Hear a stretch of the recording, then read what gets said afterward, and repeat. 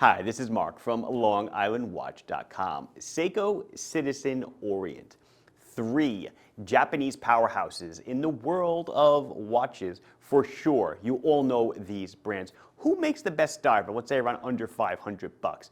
I have three here today. I will go over one from each brand. I tried to pick comparable models, and I'll tell you what I think makes each one great and what they could do to improve.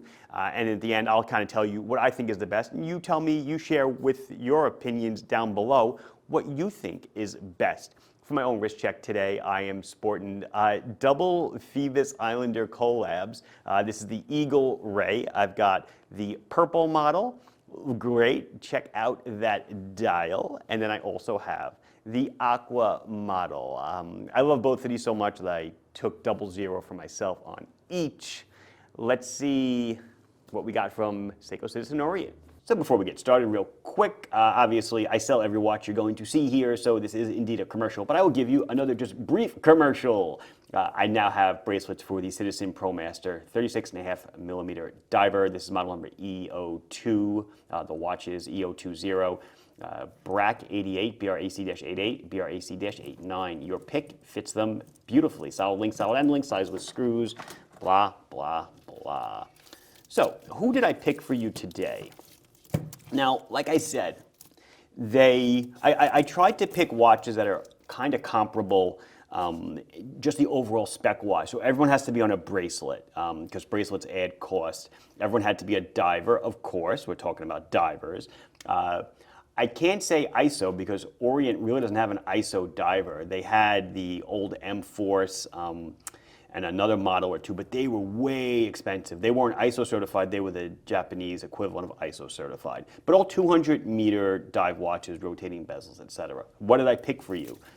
A Seiko Turtle, model number SRPE 99.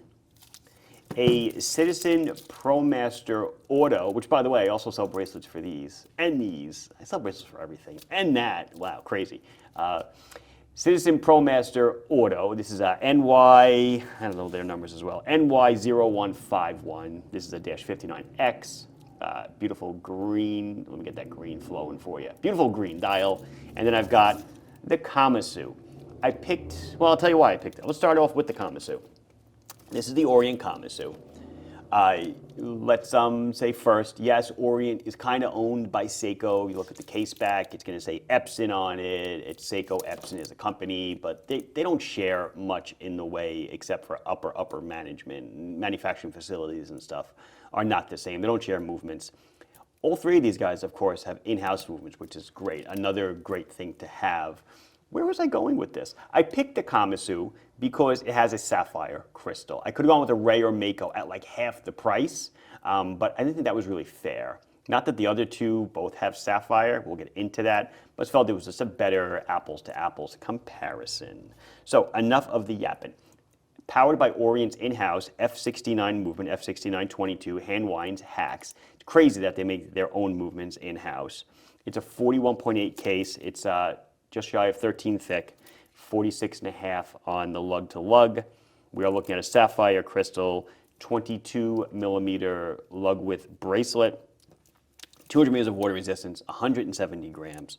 Price, MSRP, manufacturer's suggested retail price. A price that most things never sell at unless they're really price controlled. 550 bucks. Street price, 335. So what do you get for 335 bucks? You get a nice, simple diver. They make the Kamasu in a bunch of different dial colors. Excellent lume. We'll do a lume at the end. A 120-click unidirectional ratcheting bezel. A screw-down crown. 200 meters of water resistance. You don't get ISO certification. So if that's important to you, you're a diver, obviously this is not the watch for you. It is hollow end links, and the bracelet is sized with pins. It's a decent 4-position flip-lock clasp. Let's get the clasp open, as you can see. It's decent in that it's got 4 positions, but it's crummy in that it's fully folded. Everything's folded, and there is no diver's extension. Again, not an ISO diver, but a great value. I'm going to tell you right now, this is Orient is the value watch in this whole video. Excellent, excellent what they bring. Let's go to my friend Citizen. So Citizen, with its oddball 8 o'clock crown. Again, they make this is the Fugu, it's got the blowfish on the back, right? They make this in a bunch of different colors on a strap, off a strap. Again, I picked on a bracelet, so pricing is fair. Everything's the same. The bezel is off, yes. Way different bezel action. You can hear it. Man, is that clickety-clackety, but it's hammering home like crazy. So model number NY0151-59X. Powered by a Miyota 8204 movement. Miyota is a Citizen brand, so it is still kind of an in-house movement. 21 jewels, hand winds, hacks, everything you're going to see today, hand winds and hacks, of course. It's a large case. This is a 44 millimeter. I think they pull it off well. I don't think it really wears like a 44. It's a 44 millimeter. It's 13 thick to a sapphire crystal. Okay. 50 millimeters on the lug tip to lug tip. 20 millimeter bracelet on a 44. I usually say it's kind of weird, but I don't know, it kind of works with the whole design that they've got here. I wouldn't say it looks totally out of place. If you want a new bracelet, Islander does sell one. 200 meters of water resistance, screw down crown, 175 grams. I didn't show you the action on the Kamasu, but I will here. Nice knurled crown. Pull it out, change the time, and then you do have a day and date feature. One direction changes the date, other direction will change the day. Everyone's going to have on a 40, man, 8 o'clock crowns for a lefty are just, well, I guess I am a lefty, but I'm using my right hand. I'm just used to this. Just difficult for the other hand to do. Oh, let's talk about the bracelet. So they're going to give you a solid end link bracelet. Nice, right? A bracelet, though, that is sized with pins. That's okay. It might be pins and collars. I'm not 100% sure. Cool clasp. Check that out. It's got 3 positions of micro. Let's deploy it. Whoops. But there a diver's extension? I didn't think there was. No, there's not. No diver's extension. But it is a dive watch. It does meet ISO 6425 because we see the diver's mark on the dial. So that means this watch has actually been tested to 250 meters. Every individual case needs to be tested. Anti-magnetic, things with the bezel have to be all correct. You can't, 40 pounds, I believe, of pull force or something like that, in case you get snagged on something. Nice watch all around. Price. Street price, MSRP, manufacturer suggested retail price. Not far off from the Orient. We're looking at $595. Street prices vary between $450 on up. And again, when I say street prices, guys, I'm talking, I guess not the real street. I'm talking authorized retailers, like the guy who's talking right now. Authorized retailers, those around the prices you're going to see. They're going to vary throughout the year as promotions ebb and flow. And let's get into undoubtedly my favorite brand. Yes, I am a Seiko fanboy. I certainly am. I love everything they do. I own, well, about half a watch chest drawer full of Seiko watches. This is the Turtle. This is the Paddy Turtle, Professional Association of Dive Instructors. Kind of like a collab watch or licensing, whatever you want to call it. So classic Turtle shape and case. Movement, Seiko 4R36, 24 jewels, hand winds, and hacks, 45 millimeters in diameter, 13.4 thick. I can't believe I don't have the lug to lug written down, and there is no caliper near me, so I will pop it up here. I want to say it's around 46 or so. Solid screw down, case back. No, it's not. It's Hardlex. You knew it was Hardlex. It's a Hardlex crystal. Hardlex is Seiko's proprietary material. They say it's better than mineral, but definitely not as scratch-proof as sapphire. It scratches. I'll be brutally honest with you. 22 millimeter bracelet.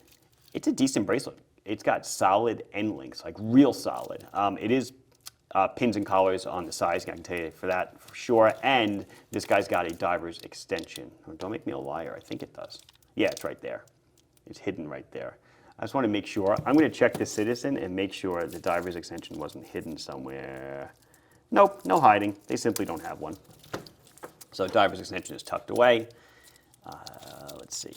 Boink, boink. So solid link, solid end link, 200 meters of water resistance, 195 grams. That turtle case is a decent size, 45 millimeters. Manufacturer's suggested retail price, even says it on the sticker, 550 beans. Street price, authorized street price, 413 bucks. Beautiful 120 click, unidirectional ratcheting bezel, deep blue dial, a little bit of sunburst to it. Super duper nice. Bicolor bezel. It's got everything. The bezel insert on this guy is, I want to say it's aluminum. On this guy is similar, so I've peeled these off before. I forgot if they're aluminum or if they're like a plasticky. I think they're aluminum, and this guy definitely feels aluminum. Okay, so 550 and 413 bucks. So nice looking watch, right? Why don't we do a little bit of lume? I'll put them all here. I will tell you, I'll ruin the story for you.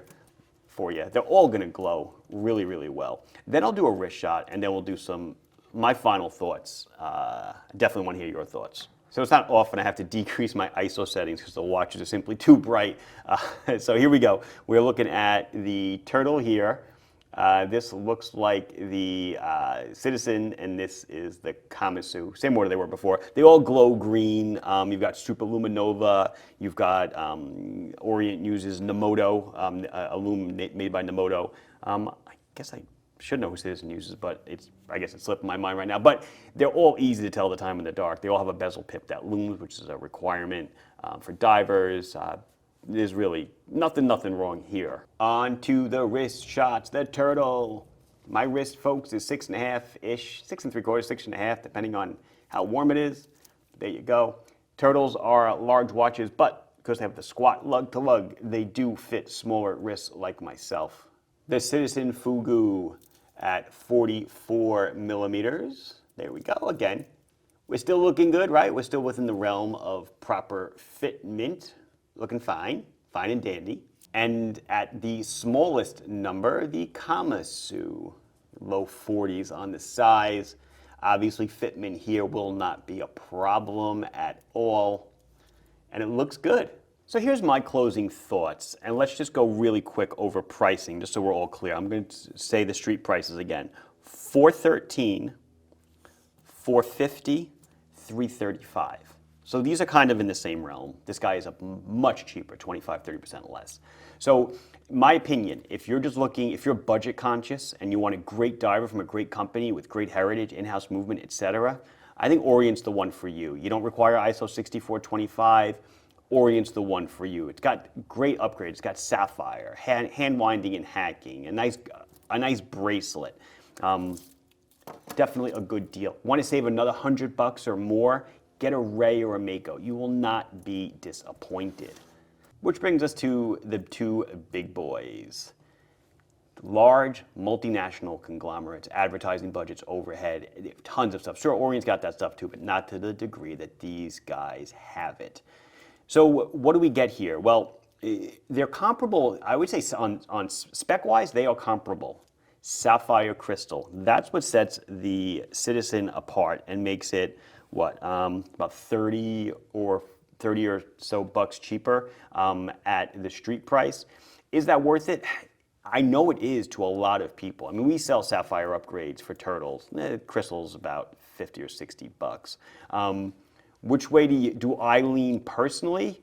I don't, I've never really been a big Citizen person. I don't own many Citizens. To me, Citizen just hopped on the EcoDrive solar bandwagon and left the automatic bandwagon behind, and then Seiko hopped on automatic and they flew off into the sunset. They are slowly understanding that automatic is very important. I don't think personally you can go wrong with either one.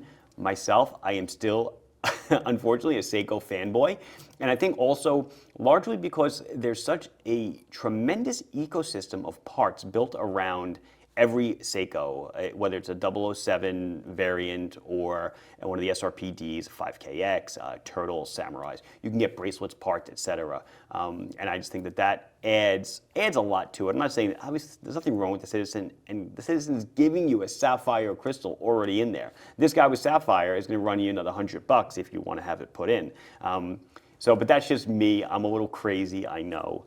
What do you think? Oh, before I finish, because I know a lot of people are going to say in the comments, if you've hung around this long, that, oh, Islander blows all this away, or, you know, Phoebus does all of this for far less. You are correct. I do. These other micros do. But please, please understand, we, meaning Islander, we, meaning Phoebus, we, meaning whoever you want it to be, is not saddled with the infrastructure that these guys are saddled with. It makes such a big difference. Being on both ends of the spectrum, I see the cell and I see the manufacturer, so I know what's going on. It's a tremendous difference. I feel like when people say, well, Islander delivers a lot more for less, that is true, but you need to caveat that with, I am not Seiko. I don't have what they have, meaning heritage and meaning just overhead, tons and tons of overhead. That's it. Mark from longislandwatch.com. Which one do you think is best? Put your comments below. Please like the video if you enjoyed it. Please subscribe to the channel if you have not done so. Put your thoughts below. Love to read them. Thanks for watching. Bye-bye.